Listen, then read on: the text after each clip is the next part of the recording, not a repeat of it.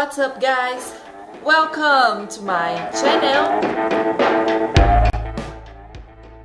No vídeo de hoje eu decidi falar e contar pra vocês a história da Páscoa. Você aí em casa sabe o que é a Páscoa? Você acha que a Páscoa é só chocolate, só coelhinho, só presentes? Ou Semana da Páscoa ou Semana Santa é só não comer carne vermelha?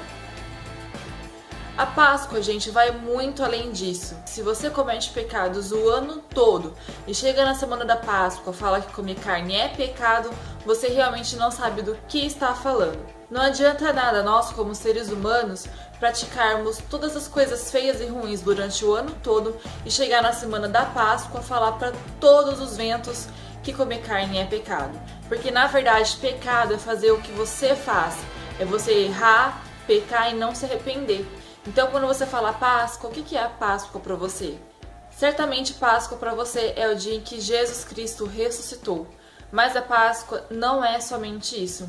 Ela começou muito antes e vamos então lembrar os primórdios dos nossos tempos.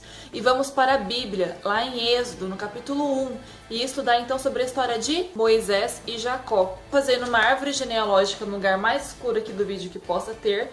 Lá no fundo sou eu no espelho. Abraão foi casado com Sara. Desse relacionamento surgiu Isaac, que se casou com a Rebeca e teve Jacó. Ele obteve a primogenitura no lugar de Esaú, porque ele era muito mais digno e também porque ele se casou dentro do convênio, enquanto Esaú se casou fora do convênio, e por isso ele ganhou a sua primogenitura, que seria uma bênção que os pais davam aos filhos. E aí, ao longo do tempo, o nome de Jacó foi mudado para Israel. Então, Israel, que é Jacó, ele se mudou para o Egito com a sua família. Naquele tempo tinha um rei, um faraó no Egito, e ele conhecia muito bem José e os seus mandamentos. Só que esse faraó, ele acabou morrendo. E o que veio em seguida não conhecia a José.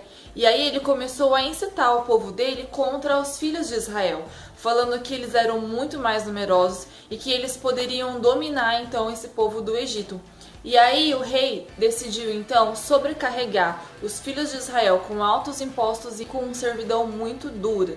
Então eles fizeram dos filhos de Israel servos do Egito.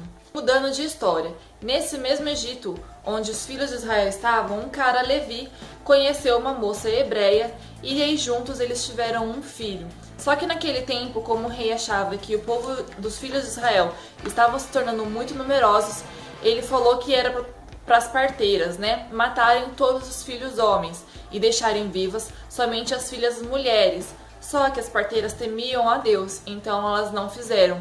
Aí o rei deu uma nova ordem, falou que todo filho que nascesse homem teria que ser jogado no rio. E aí uma das hebreias guardou o seu filho por 3 meses. E aí, não conseguindo mais esconder, ela pegou, lançou ele ao rio e ficou observando. E aí a filha do faraó estava lá e viu o bebê e teve grande compaixão por esse bebê. E chamou a mãe daquele filho para que cuidasse dele até quando ele se tornasse adulto. E quando ele se tornou adulto, essa filha do Egito adotou então o Moisés. E foi ela que deu o nome de Moisés para o Moisés, porque ele veio das águas, nasceu das águas. E Moisés, já grande, então ele vivia no Egito. Então ele tinha que seguir as ordens do Egito e defender o seu povo. Só que na verdade o Moisés não aguentava ver injustiça.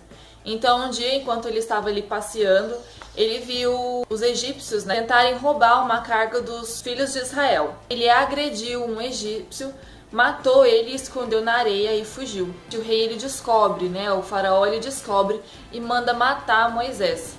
Só que Moisés pegou e fugiu, e ele foi para uma terra chamada Midian. E lá ele conheceu uma das filhas do sacerdote de Midian, e ele salvou essas filhas.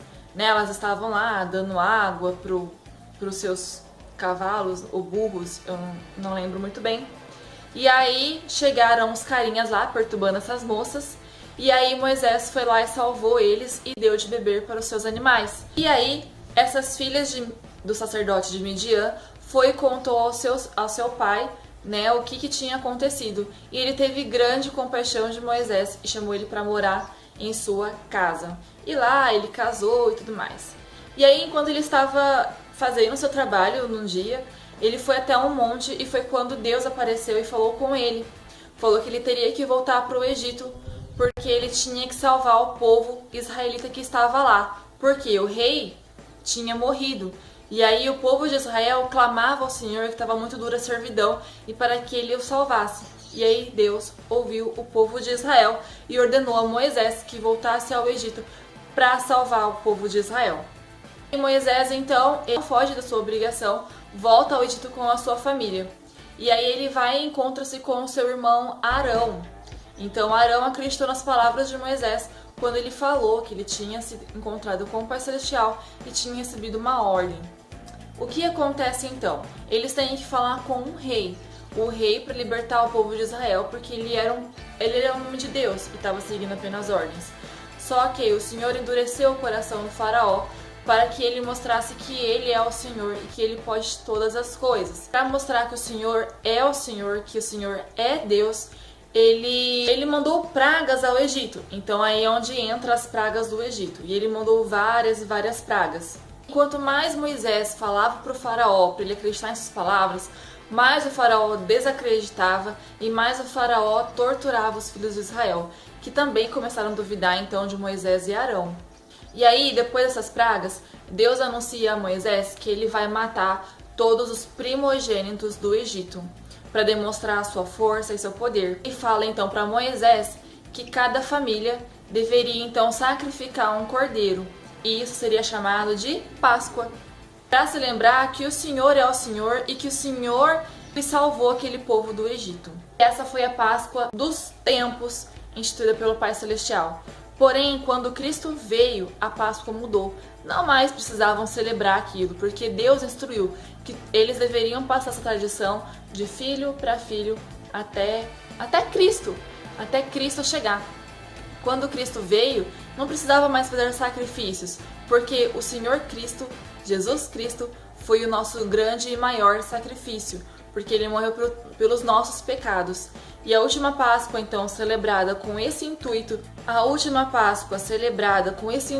de se lembrar que o povo libertou o povo de Israel do Egito, foi quando Cristo se juntou à sua mesa e teve a Santa Ceia. E ele ali anunciou que um dos apóstolos, iria trair Jesus. E daí foi quando Jesus foi crucificado, morto, sepultado e ressuscitou. E aí então a Páscoa agora se celebra esse sacrifício expiatório de Jesus Cristo, né? Foi quando ele morreu pelos nossos pecados, para que nós também pudéssemos ser salvos e para que também nós pudéssemos um dia ser ressuscitados assim como ele foi. Não ensina aos seus filhos que Páscoa é só o ovinho de chocolate que um coelho milagrosamente foi lá e botou. Páscoa é muito mais além disso. Claro que você pode comemorar com chocolate, mas lembre-se do verdadeiro significado da Páscoa.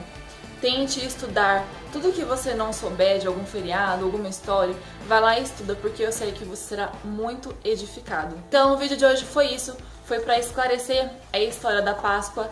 Eu aprendi muito, espero que você também aprenda. Quem quiser ler sobre a história da Páscoa, tá em Êxodo, começa do 1 e vai até o capítulo 12 mais ou menos. E aí ele volta lá contando a Páscoa em Mateus, Marcos, Lucas, e aí você pega a parte da Páscoa ou da ressurreição. E espero que vocês tenham gostado. Se vocês gostaram, continuem assistindo, venham mais vezes. Vocês são muito bem-vindos. Um beijo e até o próximo vídeo. Tchau!